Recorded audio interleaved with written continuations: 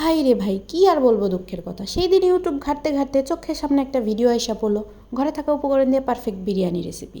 আমরা মেয়েরা তো বরাবরই রান্নার প্রতি একটু দুর্বল, কারণ আমরা চাই ভালো ভালো রান্না করে পরিবারের মানুষকে খাওয়াইতে আর তাদের মুখ মুখ থেকে প্রশংসা শুনতে। যদিও এটা দোষের কিছু না। দোষ তো আমার সেইটা হয়েছে আমি ভিডিওটার মধ্যে ঢুকলাম কেন। কারণ ভিডিওতে ঢোকার পরে আমি দেখলাম আপাই তো সব বড়লোকি মশলা ব্যবহার করতেছে। জয়ত্রী, জয়ফল, আলু বুখারা, কেওড়া জল, আরও কত কী।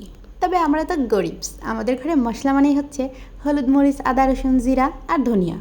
আফার ভিডিওতে ঢুকে আমি ধোকা ঠিকই খাইছি, তবে আমি কিন্তু আপনার ঘরে ধোকা দেবো না। আমি ওইটা সে আপনার সত্যবাদী রুমা আফা। আমি আজকে আপনার ঘরে শেখাবো ঘরে থাকা উপকরণ দিয়ে কীভাবে পারফেক্ট বিরিয়ানি তৈরি করবেন। ঘরে কয়েক টুকরা গরুর মাংস ছিল, সেগুলো আমি ছোটো ছোটো করে কাইটটা টক দই দিয়ে ম্যারিনেট করে রেখে দিছি। তারপর আমি কিছুটা পেঁয়াজ বেরেস্তা করে নিছি। এদিকে রাইস কুকারে পানি গরম করতে যায় দিয়ে ওমা, এ কি পোলাই দিয়ে আমার পুঁই শাক দিয়ে রাখছে। কাজের আছে পোলা। তো যাই হোক, চলেন মূল রান্নায় যাওয়া যাক।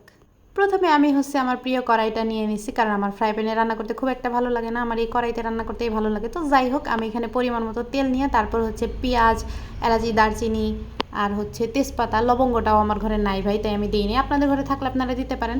তারপর ওই যে আমার কুচি কুচি কইরা রাখা গরুর মাংসগুলারে বেশ ভালো করে ভাইজা নিয়ে এখন দিয়ে দিতেছে আমার ঘরে যা মশলা ছিল তাই আর কি। ওই আদা বাটা, রসুন বাটা, জিরা বাটা, ধনিয়া বাটা আর আমি এলাচি আর দারচিনিটা মিক্সড করে বাইটা নিয়েছিলাম, সেগুলাই দিয়ে দিছে হাফ চামচ।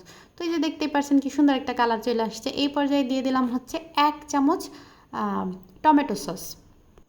এরপর একটু পানি দিয়ে মাংসটারে খুব ভালোভাবে কষাই নিব। তারপর ভাইরে ভাই খুব গরম লাগতেছিল, তাই আমি 1 গ্লাস লাচ্ছি খেয়ে নিছি। এই পর্যায়ে আমি কয়েকটা কাঁচামরিচ দিয়ে দিব। তারপর দিয়ে দিব পোলাওর চালটা। পোলাওয়ের চালটা দিয়ে তারপর বেশ কিছুক্ষণ ভাজা ভাজা করে নিব, কারণ পোলাও বা বিরিয়ানির চাল যতটাই ভালোভাবে ভাজা ভাজা করব ওইটা কিন্তু ততটাই ঝরঝরা হবে। তো যাই হোক, আমি কিন্তু আর মাংসটা আলাদা করে রাখলাম না, আমি একবারে মাংসর মধ্যে পোলার চাল দিয়ে তারপরে এটারে রান্না করে নিব। অনেকে কিন্তু বিরিয়ানি রান্না করার জন্য মাংসটা আলাদা প্রিপারেশন করে তারপর উঠাই রেখা চালটারে আবার আলাদা রান্না করে। তো যাই হোক, আমি অত ঝামেলার মধ্যে যাই না, আমি যেভাবে রান্না করি ঠিক সহজভাবে আপনাদের সাথে শেয়ার করলাম। এরপর কিছু পেঁয়াজ বেরেস্তা দিয়ে দিলাম। তারপর একটু গুঁড়া দুধ আমি গুলায় নিচ্ছি, সেটা দিয়ে দিলাম। এবার কিছুক্ষণ নাড়াচাড়া করলেই গিয়ে আপনার একদম পারফেক্ট ঘরে থাকা মশলা দিয়েই বিরিয়ানি হয়ে যাবে। তা আমি কিন্তু এখানে একটু রেডিমিক্স মশলা ইউজ করি নাই, আমার ঘরে যেই মশলাগুলো ছিল আমি ঠিক সেই মশলাগুলো দিয়েই রান্না করছি।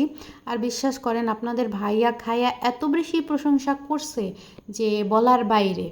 এদিকে স্বামী গেছে নামাজ পড়তে, আর এই তো আমি একদম সতী সাবিত্রী বইয়ের মতো বরের জন্য খাবার প্লেট সাজায় অপেক্ষা করতেছি। তো ততক্ষণে আপনারা ভিডিওতে একটা লাইক, কমেন্ট আর চ্যানেলটা সাবস্ক্রাইব করে দিয়েন। আল্লাহ হাফেজ।